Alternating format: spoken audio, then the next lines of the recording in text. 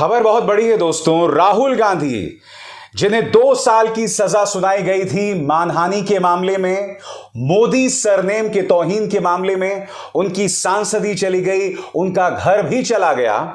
उस मुद्दे को लेकर अब राहुल गांधी अपनी आखिरी उम्मीद सुप्रीम कोर्ट के सामने पहुंचे हैं और सुप्रीम कोर्ट में उनका मामला सुन रहा है ये शख्स, chief justice of India DY Chandrachud, जिनके कई फैसलों, जिनके कई बयानों से मोदी सरकार को मिर्ची लगी है। कई मुद्दों पर DY चंद्रचूड़ जो हैं वो मोदी सरकार को लगातार आईना दिखा रहे हैं और अब DY चंद्रचूड़ की अदालत के सामने राहुल गांधी पहुंचे। और आज की बड़ी खबर क्या है दोस्तों? बड़ी खबर यह है कि गुजरात सरकार और याचिकाकर्ता पूर्णेश मोदी को सुप्रीम कोर्ट ने नोटिस जारी किया है। बात यहां नहीं रुकती, अब इस मामले की सुनवाई 4 अगस्त को होगी। राहुल गांधी ने बहुत ही बारीकी से अपनी दलीलें तैयार की हैं और मैं चाहूंगा कि आप उन दलीलों को जरूर सुने कुछ देर बाद। मगर सबसे पहले दोस्तों, आपके स्क्रीन पर दरअसल ये खबर क्या है मैं आपको पढ़ के सुनाना चाहता हूं ताकि आप समझ जाएं कि हम किसकी बात कर रहे हैं। सुप्रीम कोर्ट ने गुजरात उच्च न्यायालय के आदेश को चुनौती देने वाली कांग्रेस नेता राहुल गांधी की याचिका पर गुजरात सरकार और अन्य को नोटिस जारी किया है, जिसमें आपराधिक मानहानि मामले में उनकी सजा पर रोक लगाने से इनकार कर दिया गया था। इस मामले में सूरत अदालत ने मोदी उपनाम टिप्पणी पर राहुल गांधी को 2 साल जेल की सजा सुनाई थी।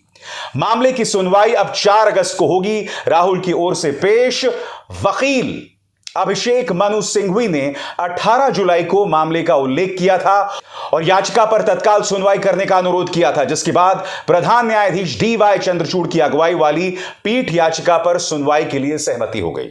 इससे पहले कि मैं आपको बतलाऊं कि राहुल गांधी अपने कौन से 5 अचूक दलीलें पेश करने वाले हैं सुप्रीम कोर्ट में, मैं आपसे कुछ सवाल पूछना चाहता हूं। बृजभूषण शरण सिंह ये वो व्यक्ति है जिसने खुलेआम कैमरे के सामने ये कबूल किया था कि मैंने एक व्यक्ति की हत्या की थी। बृजभूषण शरण सिंह जिसके खिलाफ पुलिस की चार्जशीट है कि उसने महिला पहलवान जो कि देश की आन बान और शान है उन्हें मोलेस्ट किया, उनके साथ जबरदस्ती की। यह दिल्ली पुलिस की चार्जशीट है, मेरे शब्द नहीं है। मगर बृजभूषण शरण सिंह अब भी संसद के अंदर हैं।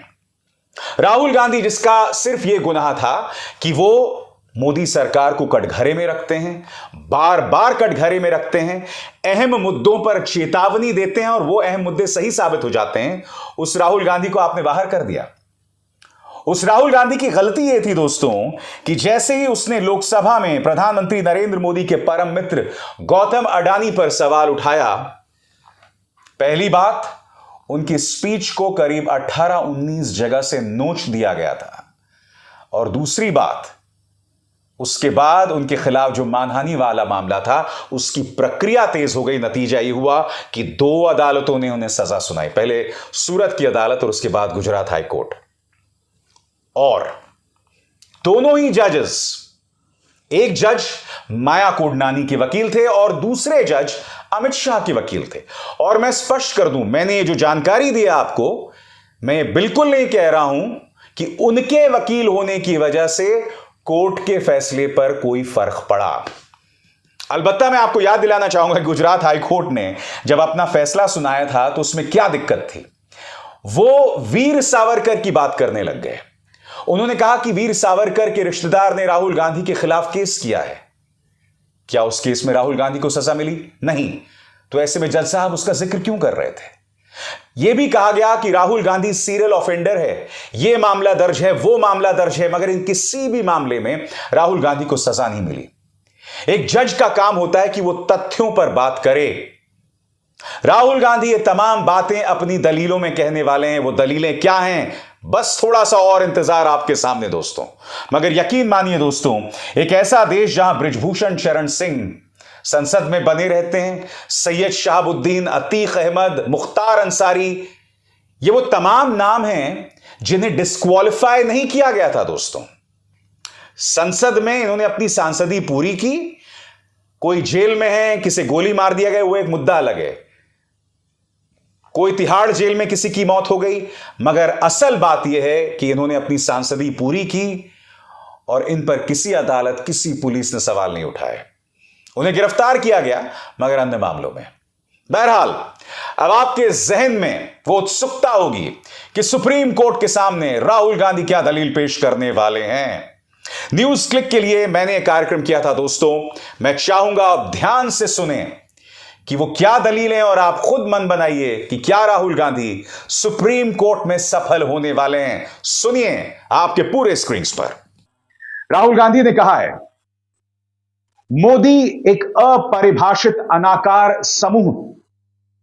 अपनी दलील में राहुल गांधी कहते हैं कि आईपीसी की धारा 499/500 के तहत मानहानि का अपराध केवल एक परिभाषित समूह के मामले में लगता है, यानी कि जो डिफाइन किया गया है, जिसके बारे में पता चला हो, जो फोकस्ड हो, मगर यह परिभाषित नहीं है, अनाकार है। आगे, मोदी एक अपरिभाषित अनाकार समूह है जिसमें लगभग 13 करोड़ लोग देश के विभिन्न हिस्सों में रहते हैं और विभिन्न समुदायों से संबंधित हैं। ऐसे में आईपीसी की धारा 499 के तहत मोदी शब्द व्यक्तियों के संघ या संग्रह की किसी भी श्रेणी में नहीं आता। यह पहला तर्क है राहुल गांधी का। दूसरा तर्क आपके स्क्रीन पर, टिप्पणी शिकायतकर्ता के खिलाफ नहीं थी। राहुल गांधी साफ तौर पर कह रहे हैं, शिकायतकर्ता हैं पूर्णेश मोदी।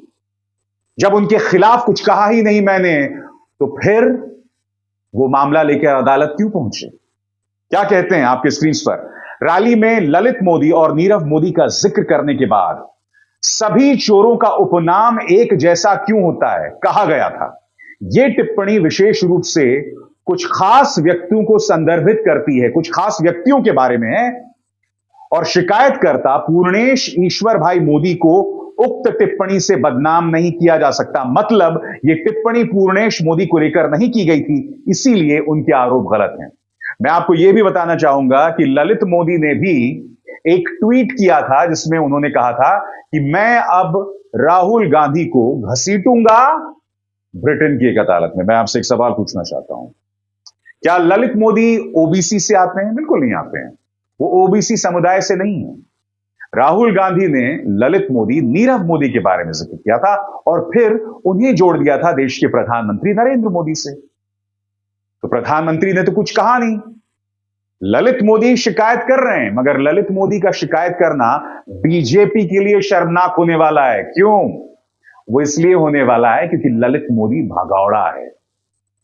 ललित मोदी से भारतीय जनता पार्टी खुद को दूर रखना चाहती है और ऐसा व्यक्ति कहीं ना कहीं भाजपा के राजनीतिक हथियार के तौर पर सामने उभर कर आ रहा है। यह जबरदस्त शर्मिंदगी की सबब है और मोदी शाह के लिए एक नया सिरदर्द। आगे दोस्तों, तीसरा तर्क, शिकायतकर्ता ने यह नहीं बताया कि वो इस बयान से कैसे प्रभावित हुए। पूर्णेश मोदी से सीधा सवाल है, और सवाल क्या है? शिकायतकर्ता के पास केवल गुजरात का मोदी उपनाम है, जिसने न तो दिखाया गया है और न ही किसी विशिष्ट या व्यक्तिगत अर्थ से पूर्वाग्रस्त या क्षतिग्रस्त होने का आरोप लगाया गया है। तीसरा, शिकायतकर्ता ने स्वीकार किया कि वो मोड़ वाणिका समाज से आता है। ये शब्द मोदी के साथ विनिमय नहीं है और मोदी उपनाम विभिन्न जातियों में मौजूद है, यानी कि फोकस्ड शिकायत नहीं है। यह तर्क जो है कहीं ना कहीं राहुल गांधी के वकील chief justice of India DY Chandrachud की अदालत में रखने वाले हैं। चौथी बात, बदनाम करने का कोई इरादा नहीं। टिप्पणी 2019 के लोकसभा चुनाव अभियान के दौरान दिए गए एक राजनीतिक भाषण का हिस्सा थी। इसके जरिए शिकायतकर्ता को बदनाम करने का कोई इरादा नहीं था, इसीलिए अपराध के लिए मानवीय कारण का अभाव है। और आखिरी और पांचवी दलील राहुल गांधी की आपके स्क्रीन पर, उच्च न्यायालय ने मानने में गलती की कि अपराध के लिए कठोरतम सजा की जरूरत है। लोकतांत्रिक राजनीतिक गतिविधि के दौरान आर्थिक अपराधियों और प्रधानमंत्री नरेंद्र मोदी की आलोचना करने वाले एक राजनीतिक भाषण को नैतिक अधमता का कार्य यानी मॉरल टर्पिट्यूड का काम माना गया। इसमें कठोर सजा मिलना गलत है। राजनीतिक अभियान के बीच में खुलकर बोलने की आजादी होनी चाहिए। अगर ऐसा नहीं होता तो लोकतंत्र के लिए खतरा हो जाएगा। मामला सुप्रीम कोर्ट पहुंच गया है दोस्तों, और यकीन मानिए यह सरकार पूरे जोर आजमाइश में है। वो चाहते हैं कि राहुल गांधी का करियर खत्म हो जाए, क्योंकि राहुल गांधी दो लोगों के लिए असहज बन रहे हैं। पहला, आरएसएस। राहुल गांधी वो शख्स हैं जो अपने परदादा के बाद कांग्रेस की वो पहले नेता हैं जो लगातार कट्टरवादी हिंदुत्व पर हमला बोलते रहे, आरएसएस पर हमला बोलते रहे। इतने हमलावर तो उनकी दादी या उनके पिता भी नहीं थे। उल्टा उनकी दादी और पिता दोनों पर यह आरोप लगा कि उन्होंने आरएसएस के साथ समझौता भी किया कई मुद्दों पर। मगर राहुल गांधी ऐसे नहीं, और यही वजह है कि आरएसएस उनसे नफरत करती है। और फिर प्रधानमंत्री की कमजोर नब्ज पर राहुल गांधी बार बार हमला बोलते हैं। इस वक्त मौजूदा भारत में, मौजूदा राजनीति में कोई भी ऐसा नेता नहीं है जो बगैर लाग लपेट के इस कदर हमला बोलता है। ऐसा कोई भी राजनेता नहीं है जिसके खिलाफ इस कदर दुष्प्रचार चलाया जाता है। और आज से नहीं, साल 2010 से।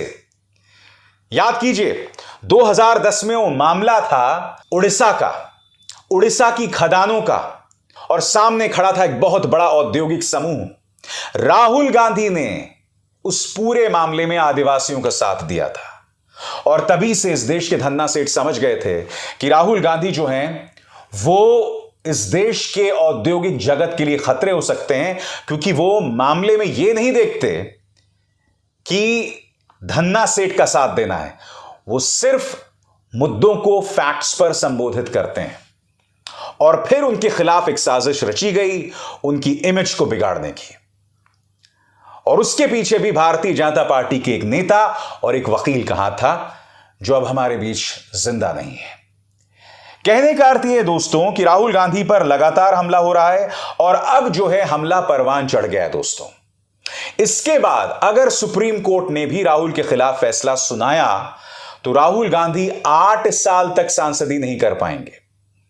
हालांकि उन्होंने स्पष्ट कर दिया है, उन्होंने कहा था कि मुझे कोई परवाह नहीं है। याद है आपने उन्होंने क्या कहा था? सुनिए। सवाल पूछना मैं बंद नहीं करूंगा। मैं हिंदुस्तान के लोकतंत्र के लिए लड़ रहा हूं, और मैं हिंदुस्तान के लोकतंत्र के लिए लड़ता रहूंगा। किसी चीज से नहीं डरता हूं, यह सच्चाई है। चाहे मुझे सदस्यता मिले ना मिले, मैं अपना काम करूंगा।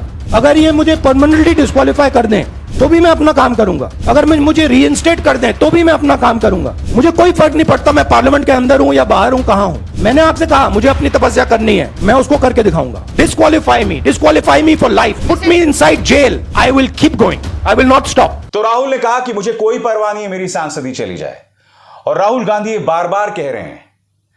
यही नहीं, भारतीय जनता पार्टी ने यह भी कहा कि राहुल गांधी से कहा गया कि माफी मांगो। राहुल गांधी ने वो भी नहीं किया, क्योंकि बकौल राहुल गांधी मैं तो उन लोगों का जिक्र कर रहा था जो कि देश का धन लेकर भाग गए।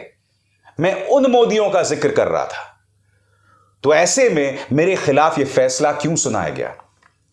दोस्तों, अगर सुप्रीम कोर्ट में वाकई राहुल गांधी जीत गए तो इससे करारा तमाचा मोदी सरकार के मुंह पर नहीं हो सकता, क्योंकि मोदी सरकार ने साम दाम दंड भेद से इस मुद्दे को पिछड़ी जाति की तौहीन वाला मुद्दा बनाया, जो नहीं बन सका। मोदी सरकार ने राहुल गांधी के खिलाफ झूठा प्रचार भी चलाया कि उन्होंने विदेश में जाके विदेशी सरकारों से भारत में दखल की बात की, जो तमाम चीजें झूठ थी। मगर राहुल गांधी इसका सामना कर ही रहे हैं। वो अपनी यात्रा शुरू करते हैं तो चाहे संबित पात्रा हो, अमित शाह हो या स्मृति ईरानी हो, उनके बारे में झूठ बोलते हैं, बार बार झूठ बोलते हैं, लगातार झूठ बोलते हैं। राहुल गांधी की चुनौती यह है, राहुल गांधी को भारतीय जनता पार्टी और आरएसएस ने अपना जानी दुश्मन मान लिया है। क्या यह आदमी राजनीतिक तौर पर बच पाएगा? सवाल यही है दोस्तों। मगर परिणाम जो भी हो, भारतीय राजनीति में यह अध्याय ऐतिहासिक होगा। अभिसार शर्मा को दीजिए इजाजत। नमस्कार। स्वतंत्र और आजाद पत्रकारिता का समर्थन कीजिए, सच में मेरा साथी बनिए। बहुत आसान है दोस्तों, इस ज्वाइन बटन को दबाइए और आपके सामने आएंगे ये 3 विकल्प, इनमें से एक चुनिए और सच के इस सफर में मेरा साथी बनिए।